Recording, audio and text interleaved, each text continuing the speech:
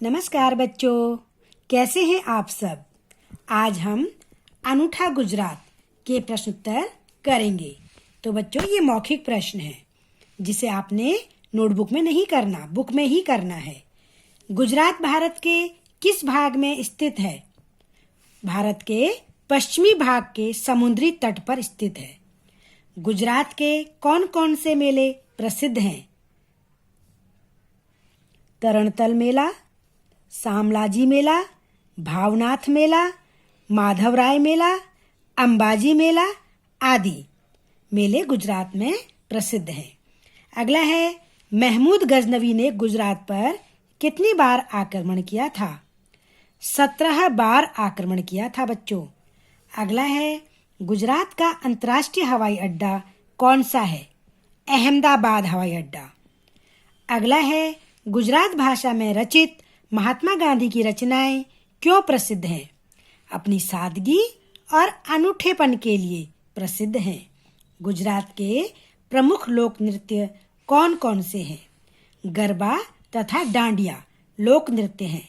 बच्चों, ये मैंने आपको संक्षिप्त में बताए हैं, लेकिन अगर आपको एग्जाम में आता है तो आप पूरा लिखेंगे। गुजरात भारत के पश्चिमी भाग के समुद्री तट पर स्थित है। पूरा वाक्य तरीके से लिखेंगे। अब है अर्थ ग्रहण संबंधी प्रश्न, विकल्प दिए हुए। गुजरात का सबसे बड़ा वार्षिक मेला कहाँ लगता है? द्वारिका व डाकोर में लगता है। गुजरात में किस भाषा का व्यापक प्रयोग होता है? गुजराती भाषा का प्रयोग होता है। गुजरात में 17 बार किसने लूटपाट की थी? महमूद गजनवी ने की थी। गुजरात की राजधानी कौन सी है? अहमदाबाद। बच्चों, अब ये इसके लघु उत्तरीय प्रश्न हैं, ये आपको अपनी नोटबुक में करने हैं।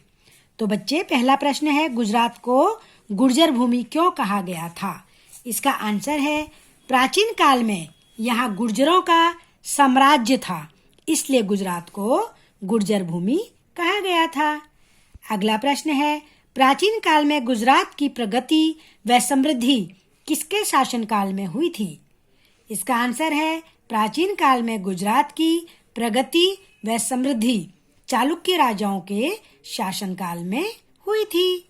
अगला प्रश्न है, अंतर्राष्ट्रीय पतंग उत्सव कब और कहाँ मनाया जाता है? अंतर्राष्ट्रीय पतंग उत्सव प्रतिवर्ष 14 जनवरी को अहमदाबाद में मकर संक्रांति पर मनाया जाता है। अगला प्रश्न है, गुजरात किन चीजों के उत्पादन में अग्रणी है? अग्रणी मतलब आगे है। गुजरात कपास, मूंगफली, नमक व दूध के उत्पादन में अग्रणी है। अगला है, गुजरात किन उद्योगों के लिए कच्चा माल उपलब्ध कराता है? इसका उत्तर है, गुजरात कपड़ा, तेल, साबुन जैसे महत्वपूर्ण उद्योगों के लिए कच्चा माल उपलब्ध कराता है। अगला है, गुजरात को भारत का मैनचेस्टर क्यों कहा जाता है? गुजरात के अहमदाबाद शहर में अत्यधिक सूती वस्त्र उद्योग होने के कारण इसे भारत का मैनचेस्टर कहा जाता है। बच्चों, ये जो मैनचेस्टर है ना, ये इंग्लैंड में एक शहर का नाम है। जैसे हमारे भारत में प्रमुख जो शहर है, जैसे दिल्ली है, मुंबई है, चंडीगढ़ है ना, तो ऐसे इंग्लैंड में प्रमुख शहर है मैनचेस्टर, वहाँ का प्रसिद्ध शहर है। तो इसलिए यहाँ लिखा है कि गुजरात को भारत का मैनचेस्टर क्यों कहते हैं? इसलिए कहते हैं क्योंकि यहाँ पर अत्यधिक सूती वस्त्र उद्योग है। अगला है, गुजरात के रहन सहन और पहनावे पर किस राज्य का प्रभाव दृष्टिगोचर होता है? दृष्टिगोचर मतलब दिखाई देना। गुजरात के रहन सहन और पहनावे पर राजस्थान का प्रभाव दृष्टिगोचर होता है। चलिए, अगला प्रश्न है, दीर्घ प्रश्न है बच्चों। अब अगले प्रश्न दीर्घ हैं, डिटेल में है, इनको भी आपने अपनी नोटबुक में करना है। किन व्यक्तित्वों ने गुजरात को और महत्वपूर्ण बना दिया है और कैसे? यानी कि कौन से प्रसिद्ध लोग हैं, फेमस लोग हैं जिन्होंने गुजरात को महत्वपूर्ण बना दिया है? बच्चों, नरसिंह मेहता, प्रेमानंद, दयाराम, दयानंद सरस्वती, महात्मा गांधी, सरदार वल्लभ भाई पटेल तथा सुप्रसिद्ध क्रिकेट खिलाड़ी रणजी जैसे व्यक्तित्वों ने गुजरात को और महत्वपूर्ण बना दिया है। इनमें से कुछ ने भारत को स्वतंत्र कराने में भूमिका निभाई तो कुछ ने भारत को प्रगतिशील बनाने में महत्वपूर्ण भूमिका निभाई। अगला प्रश्न है, आप कैसे कह सकते हैं कि स्थापत्य शिल्प की दृष्टि से गुजरात काफी समृद्ध है? बच्चों, स्थापत्य शिल्प की दृष्टि से गुजरात काफी समृद्ध है क्योंकि यहाँ के रुद्र महालय, सिद्धपुर, महाकाली मंदिर, पावागढ़, गलतेश्वर, द्वारिकानाथ का मंदिर, शत्रुंजय, पालिताना के जैन मंदिर आदि दर्शनीय व विश्व प्रसिद्ध है। अहमदाबाद व सूरत के लघु मंदिरों का काष्ठ शिल्प तथा पौराणिक मूर्तियां भी दर्शनीय है।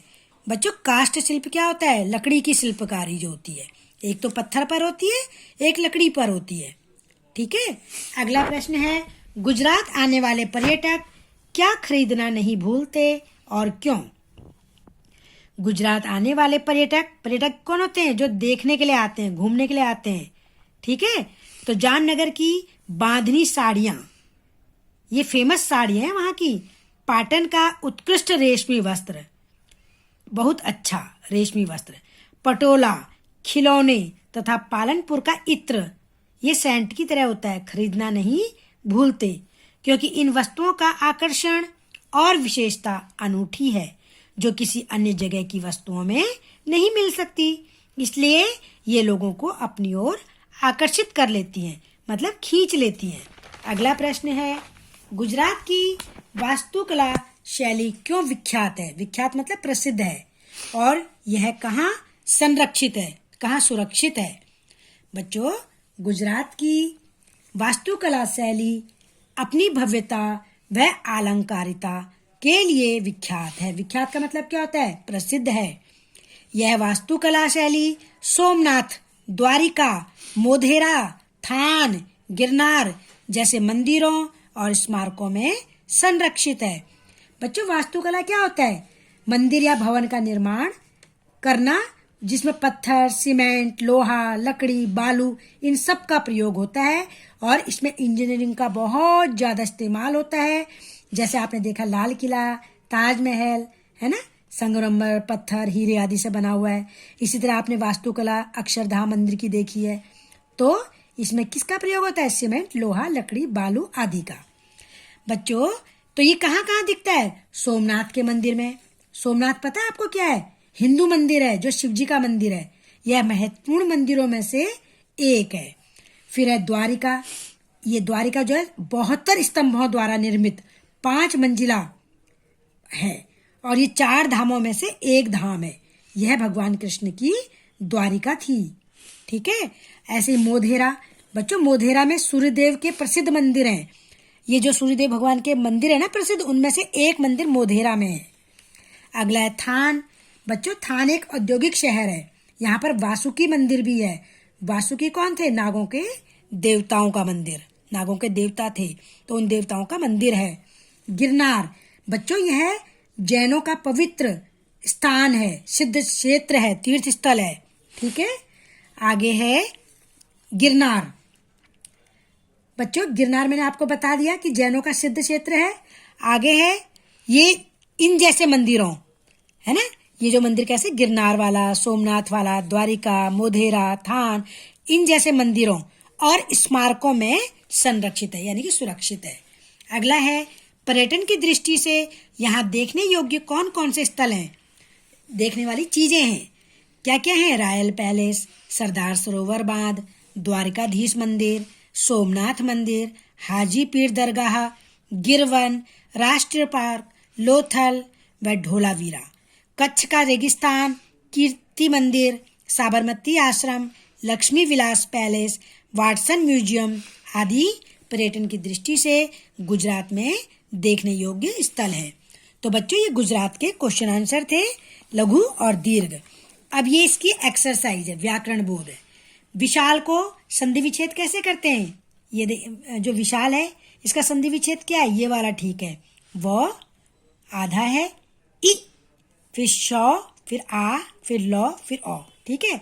मंदिर में पहला वाला ठीक है। महोत्सव में पहला वाला ही ठीक है। अब आगे देखिए, गुजरात में सेकंड वाला ठीक है। अब बच्चों इनका वर्ण विच्छेद करना है। ये मैंने आपको क्लास में समझा दिया था, आपको अच्छी तरह समझ आ गया। आप इसको बुक में पूरा करिए। अब संज्ञा से विशेषण शब्द बनाने हैं। शहर से क्या बनता है? शहरी। नमक से क्या बनता है? नमकीन। प्यास से क्या बनता है? प्यासा। नीति से क्या बनता है? नैतिक। संस्कृति से सांस्कृतिक। ऐसे बच्चों विशेषण से भाववाचक संज्ञा बनानी है। भयानक से क्या बनता है? भय। मीठा से मिठास। सुंदर से सौंदर्य बन सकता है और सुंदरता बन सकता है। अब बच्चों ये समस्त पदों का विग्रह करते हुए समास का नाम लिखना है। पहला है राजपुत्र। राजपुत्र कौन होता है? राजा का पुत्र होता है, तो यानी कि तत्पुरुष समाज है। अगला गंगा जल। किसका जल है? ये गंगा का जल है, तो ये भी तत्पुरुष समास है। आगे बेअसर यानी कि बिना असर के। इसका विच्छेद क्या होगा? विग्रह क्या होगा? बिना असर के, यानी कि अव्ययी भाव है। दानवीर। किसमें वीर है? वो दान में वीर है, तो यानी कि तत्पुरुष समास है। यथोचित यानी कि जैसा उचित हो, तो कौन सा समास है? अव्ययी भाव समास है। आजीवन यानी कि जीवन भर, आगे उपसर्ग लगाए ना, तो जीवन भर, ये भी अव्ययी भाव समास है। ठीक है बच्चों, अभी ये समास आपके सिलेबस में नहीं है। आगे जब 7th 8th में आप जाओगे तब आप इन समास के बारे में पढ़ोगे।